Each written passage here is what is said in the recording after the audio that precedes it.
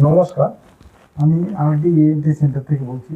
দেখুন, অনেক পেশেন্ট আমার কাছে আসছে যাদের অ্যালার্জির সমস্যা আছে। দেখুন, অ্যালার্জি অনেক রকমের হতে পারে।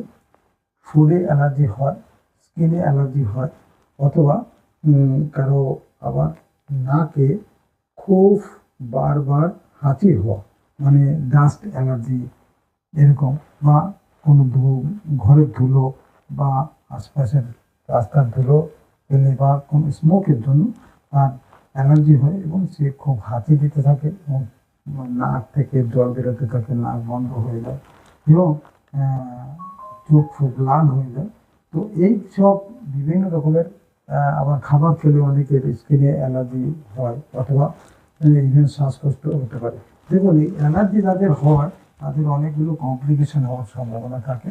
কারো কারো ক্ষেত্রে অ্যালার্জিক রাইনাইটিস থেকে অ্যালার্জিক অ্যাজমা হয়, আবার অ্যালার্জিক নেজাল পলিপোসিসও হয়।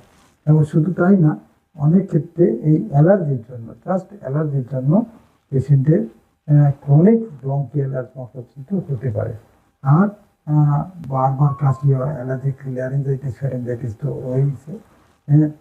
তো এই অ্যালার্জি সামান্য অ্যান্টি অ্যালার্জিক ওষুধ খেয়ে ট্রিটমেন্ট করাটা যেমন জ্বর হলে প্যারাসিটামল খাওয়া, তারই মতো।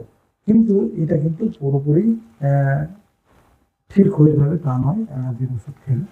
কিন্তু প্রপারলি যদি অ্যালার্জেন ডিটেক্ট করে তার যথোপযুক্ত চিকিৎসা করা হয়, মানে প্লেটের যেটা আছে ইমিউনোথেরাপি বা ভ্যাকসিনেশন করা যায়, তাহলে কিন্তু পেশেন্ট পুরোপুরি সুস্থ হয়ে যায়।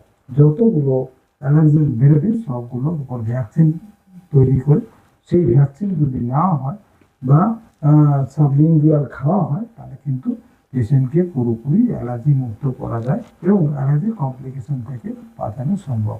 যেমন যদি অ্যাজমা হয়, সেই অ্যাজমার জন্য সারা জীবন ইনহেলার নেওয়া এবং কাশি হবে সেই ওষুধ খাওয়া, তার থেকে অনেক